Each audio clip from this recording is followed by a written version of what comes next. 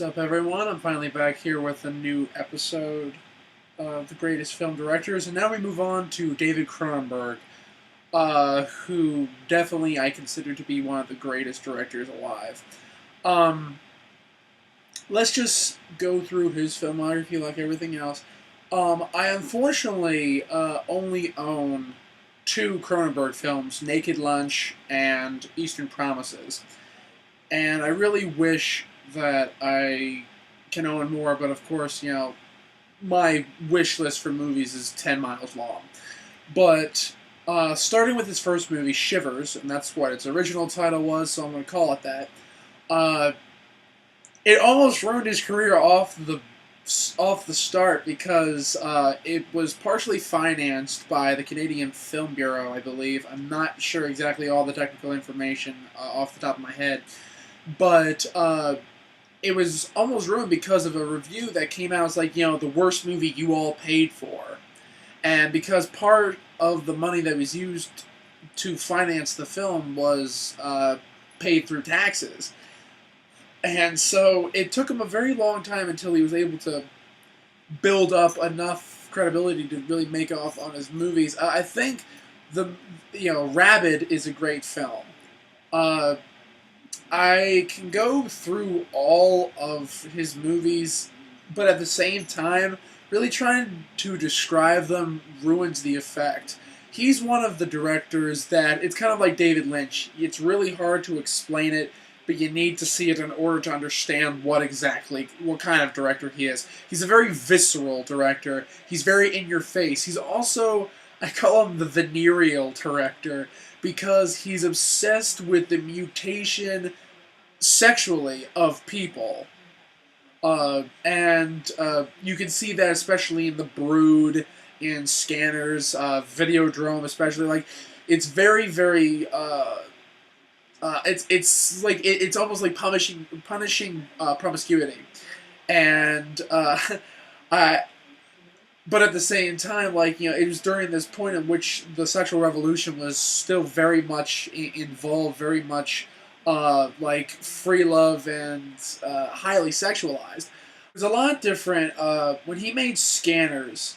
I remember him saying in an interview that he was basically writing it as he went along. Now, I've made a couple films in which that I've done the same thing. Obviously, nowhere near on a scope as Scanners, of all things.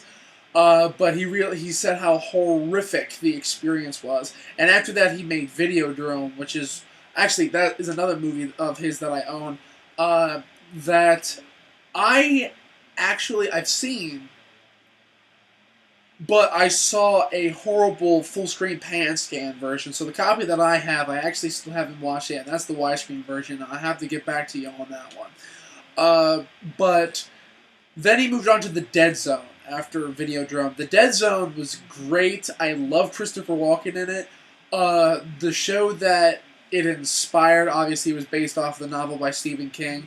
And I find that it's interesting that a lot of what I consider to be really good directors do Stephen King stories, but then again, a lot of really horrible directors do tons of Stephen King stories. There's just no end to the amount of shit that comes out of the Stephen King universe. But that is another story for another time. Now, The Dead Zone was made right before he made The Fly, and The Fly was his big commercial success. David Cronenberg is a master of special effects films. A master of practical special effects films. He's made He's made tons of really big special effects movies. Just naming off of them, like you've got The Brood, you've got Scanners, you've got Videodrome, you've got The Fly, you've got Naked Lunch, especially. You've got Dead Ringers in some ways. You've got A History of Violence. Extends, Crash, some of these films use different effects for different reasons, but still at the same time, I guess you could say off the top of my head, his most potent movie in my mind was Shivers, his first film. That was the film that I believe that he was the most uncensored in his the way that he went about making films. And I'm not saying that he's gone soft or whatever the fuck you know. I'm not saying that. I still think he's probably he still retains the same edge and the same tenacity that he always has. I think he's matured as a director. I think he's become far less cynical about the world in which that he views through his lens. However, that doesn't stop him from being, the way that you expect from David Cronenberg. Even in his more he's been making less really. I think the last big special effects grotesque body altering movie he made was Extends, and because after that he made Spider, which was a fantastic film about the study of schizophrenia. And Ralph Fiennes does an amazing job as the title role. Gabriel Byrne does a really good job. Check that film out if you haven't. It's completely underrated. Then he made A History of Violence. Now, the first time I saw A History of Violence, I wasn't sure exactly how to take it until I found out the backstory.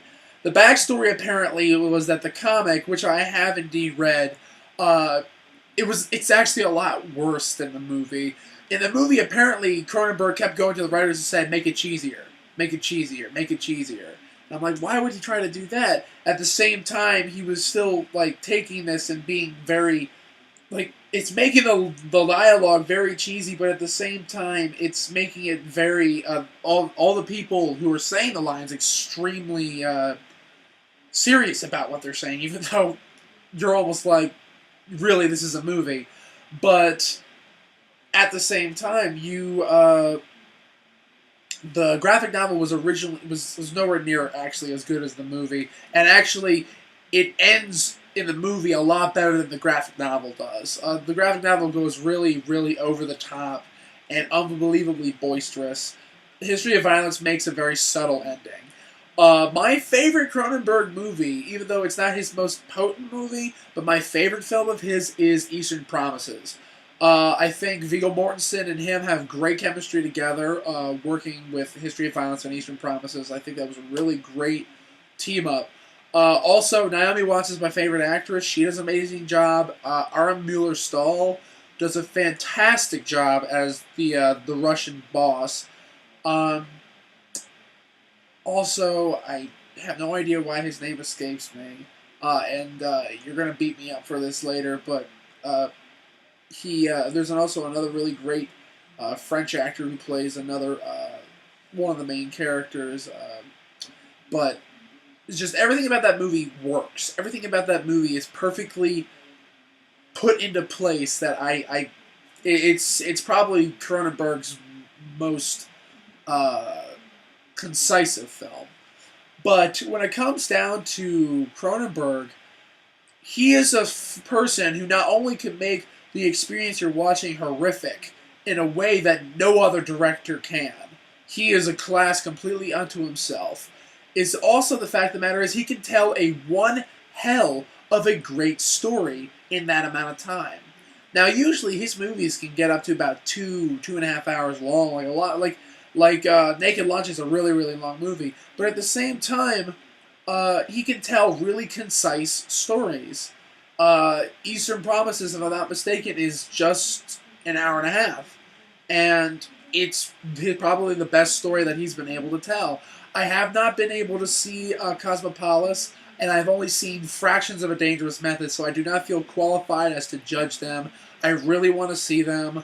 I'm probably going to try to watch them and get them in somehow, because we're getting really busy and all that jazz.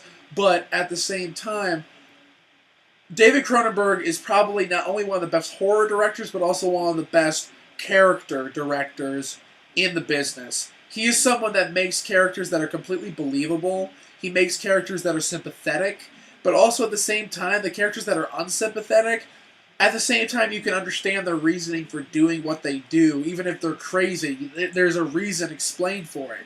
So I think it's fascinating every single time that Cronenberg comes out with a movie, and every single time he makes a choice as as to casting, like casting Robert Pattinson in Cosmopolis. I thought that was an interesting choice. I'm like, all right, I want to see how he does this, but also like A Dangerous Method about the birth of psychoanalysis. I want to see Cronenberg's, you know, view on this, and also I'm guessing you guys have obviously seen these movies.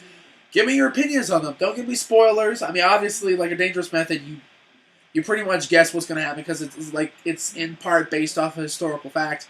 But at the same time, you know, with Cosmopolis, don't give me anything. I haven't read the Cosmopolis book, but you know, give me your opinions on it.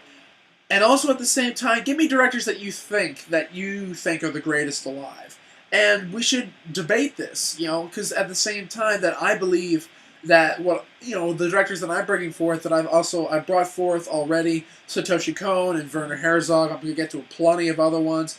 Give me ones that you think, and I'll give you my opinions on whether or not I think that we agree with each other or that we agree to disagree. So I'll see you later, guys.